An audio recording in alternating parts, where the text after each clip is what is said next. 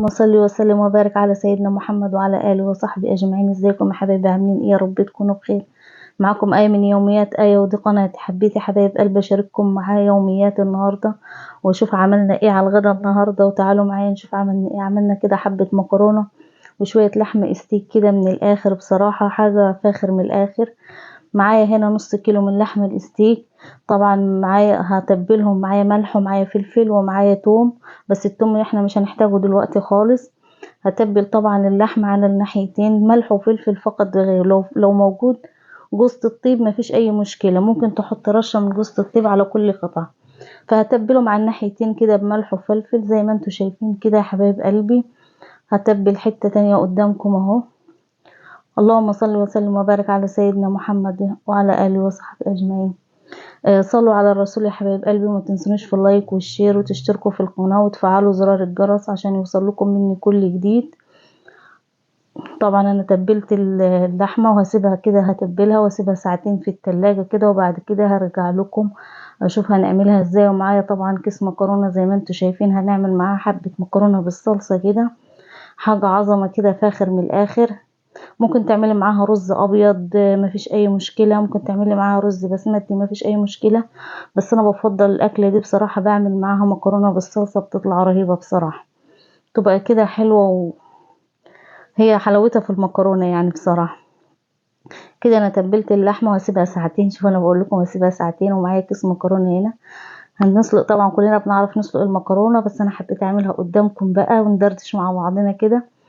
معايا هنا حلة طبعا بتغلي، حطيت فيها حبة من معلقتين زيت، وحطيت فيها معلقة ملح، وكسرت المكرونة. ممكن الحجم اللي انتوا عايزينه، ممكن مكرونة عادية، مكرونة مقصوصة، اللي يريحكم. انا هنا هعمل مكرونة سباكيتي زي ما انتوا شايفين كده، وهسلقها. وبعد ما اسلقها يا حبايب قلبي هرجع لكم اشوف عملناها ازاي.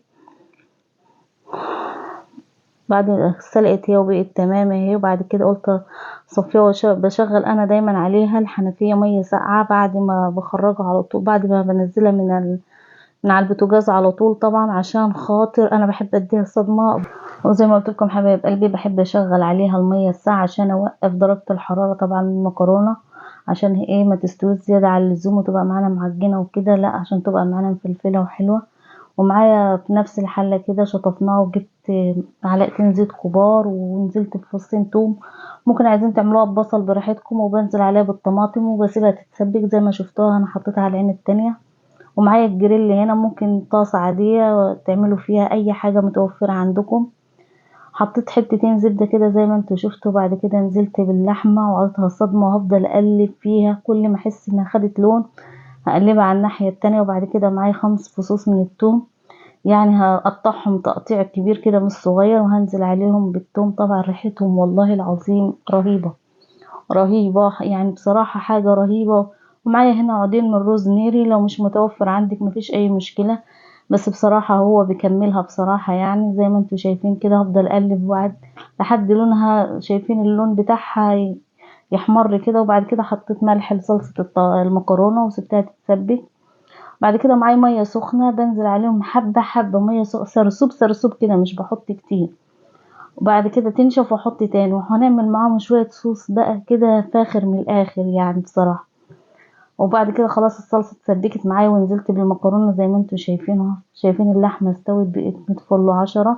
فانا هحتاج المية اللي فيها دي اعملها صوص، فانا حطيت هنا شوية حتة كريمة كده من كريمة الخفق، واديتها غلوتين كده، ونزلت عليها بالصوص، ونزلت عليها بحبة مية وقلبتها. وبعد كده صفيتهم في مصفى كده من التوم والروزماري. وزي ما انتوا شايفين حبة الصوص هنا بني حلوين قوي قوي، وزي ما انتوا شايفين النتيجة بصراحة حاجة خيالية، واللحمة مستوية، وبصراحة حاجة تحفة وحاجة فاخر من الآخر.